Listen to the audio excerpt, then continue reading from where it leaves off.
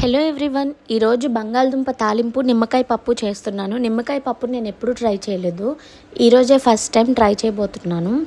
ఎంత టేస్టీగా కుదిరిందంటే చాలా బాగుంది.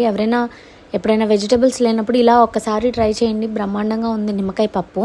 ఈరోజు పెద్దోడికి చిన్నోడికి ఫస్ట్ మీల్ కింద ఒక గ్లాస్ పాలు బనానా పెట్టేశాను. రోజు చిన్నోడు మారం చేస్తాడు, ఈరోజు పెద్దోడు మారం చేశాడు. ఎలాగోలా వాళ్ళిద్దరికీ ఫుడ్ అయితే పెట్టేశాను. రైస్ కుక్కర్లోనేమో రైస్ ఆన్ చేసేసాను. ఒక కుక్కర్లో పప్పు, ఒక కుక్కర్లో పొటాటో బాయిల్ అవ్వడానికి పెట్టేశాను అనమాట. తర్వాత పప్పు ఫాస్ట్గా రెడీ అయిపోయింది. జస్ట్ 2-3 ఇంగ్రీడియంట్స్ అయ్యి కదా కుకింగ్, ఈరోజు చాలా ఫాస్ట్గా అయిపోయింది.